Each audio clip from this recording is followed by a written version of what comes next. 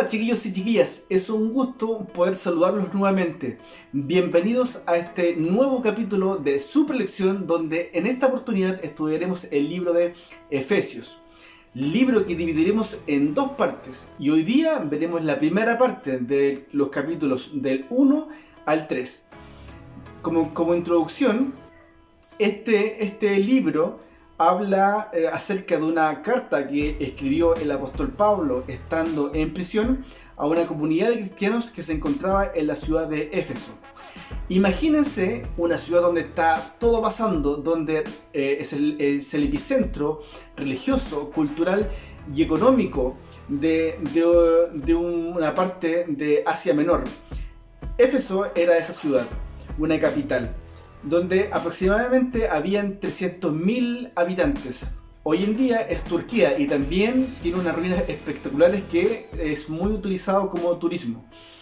Esta lección en dos partes, y esta va a ser la primera, donde se va a estar hablando acerca de lo teológico, particularmente explicando y viendo la historia del Evangelio. Cuando hablamos del Evangelio, bueno, acá lo vamos a explicar. Y el objetivo general del libro de Efesios es que entendamos lo que significa el Evangelio y que también que no basta una relación personal con Dios, sino que también necesitamos congregarnos en una iglesia local. Por ejemplo, nuestra iglesia, la Piex, donde es el lugar ideal para poder crecer espiritualmente, por ejemplo, donde nos conocemos, donde nos relacionamos y también amamos a otras personas. Así que vamos de lleno a introducirnos en la explicación del libro de Efesios en esta primera parte. Para poder explicar de buena forma el libro de Efesios en este primer capítulo, hay que entender el origen o lo basal que había Dios diseñado en un principio, donde había escogido al pueblo del pacto para llevar a cabo su plan. Eso lo pueden leer en Génesis 12, de los versículos 1 al 3. Pero que ahora, a través de Jesucristo, cualquier persona puede pertenecer o puede ser adoptada en esta nueva familia. Veamos lo que dice el capítulo 5 del capítulo 1. Dios decidió de antemano adoptarnos como miembro de su familia al acercarnos a sí mismo por medio de Jesucristo. Esto es precisamente lo que Él quería hacer y le dio gran gusto hacerlo.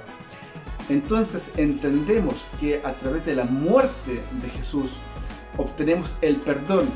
Y ese perdón no es merecido, es por pura gracia. Y lo vemos en el versículo 7. Dios es tan rico en gracia y bondad que compró nuestra libertad con la sangre de su Hijo y perdonó nuestros pecados. ¡Wow! Qué importante entender este versículo para poder entender lo que es el Evangelio. Entonces ahora vamos a descubrir algo tremendo. Siempre se nos habla del propósito o del plan de Dios en general para la humanidad y a veces no lo tenemos tan claro, pero ahora sí lo podemos evidenciar a través de los versículos 9 y 10 que dicen: ahora Dios nos da a conocer su misteriosa voluntad respecto a Cristo, la cual es llevar a cabo su propio buen plan. Y el plan es el siguiente, escuchen, pongan mucha atención a esto. A su debido tiempo nos reunirá todas las cosas y las pondrá bajo la autoridad de Cristo, todas las cosas que están en el cielo y también en la tierra.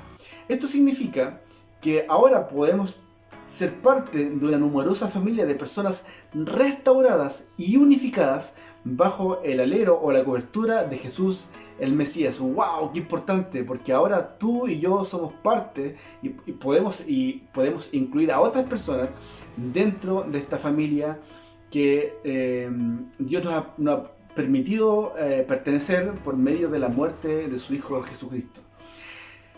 Hay un lenguaje importante que ocupa se ocupa en el Nuevo Testamento y ocupa Pablo también ahora y un poco más adelante, donde habla sobre nosotros, refiriéndose a los judíos, y también a ustedes, refiriéndose a los gentiles. Pero a través de todo lo que hemos leído hasta ahora, podemos ser parte de esta familia que por obra del Espíritu Santo ahora podemos pertenecer. Lean Hechos capítulo 2, donde habla también acerca de esto, pero cuando estaban los primeros cristianos. Leanlo, no se van a arrepentir, para poder ir dando un poco más de forma a todo lo que estamos estudiando. Ahora nos pasamos, siguiendo en el capítulo 1, nos pasamos a ver de los versículos 15 al 23, donde Pablo hace una oración, donde en resumidas cuentas explica 3 puntos. El primero, el valor de la salvación. Segundo, incita a que puedan experimentar el poder, el mismo poder que fue al que resucitó a Jesucristo, que fue muerto en la cruz. Y tercero, delimita a que Cristo es la cabeza de la iglesia. Súper importante para que no nos olvidemos de eso. Cristo es la cabeza de la iglesia. Ahora nos pasamos al capítulo 2 y vamos a leer o a estudiar del versículo 1 al 10, donde comenzamos a hablar o comenzamos a entender la gracia de Dios. ¿Por qué? Porque parte diciéndonos que estamos espiritualmente muertos a causa de nuestros pecados. No teníamos propósito. Lo leemos en el versículo 3. Todos vivíamos así en el pasado, siguiendo los deseos de nuestras pasiones y la inclinación de nuestra naturaleza pecaminosa. Por nuestra propia naturaleza éramos objeto del enojo de Dios, igual que todos los demás. La ira de Dios, lo sabemos que no tolera el pecado, por eso tenía esta ira sobre el pecado que fue consumida a través de su Hijo Jesús al morir en la cruz. Qué tremendo es entender esto. Y esto nos lleva a la salvación, porque Dios nos perdona a través de la muerte de Jesús, como ya lo mencionamos, llevándonos a una vida nueva. Leamos el capítulo 5. Que a pesar de que estábamos muertos por causa de nuestros pecados, nos dio la vida cuando levantó a Cristo de los muertos. Es solo por la gracia de Dios que ustedes han sido salvados. ¡Wow! Otra vez nos menciona que no es gracias a nuestras obras, no es gracias a que nosotros nos ganemos esto, sino que es un regalo, es inmerecido además. Esa es la gracia. ¿Y cuál es este nuevo propósito? Lo leemos en el versículo 10. Pues somos la obra maestra de Dios. Él nos creó de nuevo en Cristo Jesús a fin de que hagamos las cosas buenas que preparó para nosotros tiempo atrás. O sea, tenemos un nuevo propósito, una nueva mirada de las cosas. ¡Wow! ¡Qué tremendo! A mí me encanta leer esto. Siguiendo, en el capítulo 2, ahora vamos a ver lo que dice de los versos 11 al 22, donde ahora nos habla del acceso a esta nueva familia multiétnica. Veamos el capítulo 14. Pues Cristo mismo nos ha traído paz. Él unió a los judíos y a los gentiles, eso es lo que estaba diciendo hace un rato, en un solo pueblo, cuando por medio de su cuerpo en la cruz derribó el muro de la hostilidad que nos separaba. Recuerden que se lo estaba mencionando, que se hablaba de los judíos y de los gentiles. Ahora los une para tener una nueva familia multiétnica, una humanidad unificada que vive en paz. Veamos el versículo 17. Cristo les trajo la buena noticia de paz, tanto a ustedes, eso es el Evangelio, la buena noticia, tanto a ustedes, se refiere a los judíos, como a los gentiles, que estaban lejos de él, como a los judíos que estaban cerca. Ahora todos podemos tener acceso al Padre por medio del mismo Espíritu Santo, gracias a lo que Cristo hizo por nosotros. Hay algo importante que entender cuando se habla de que ahora vivimos en paz. La paz, que en términos de traducción, se habla del shalom. Y este shalom no es una paz que es la ausencia de conflicto, sino que es un desarrollo armónico de todas las partes con un bien común. ¿Te suena eso? Esto es la iglesia. Así trabajamos, o así debiésemos trabajar en la iglesia, todos bajo un bien común.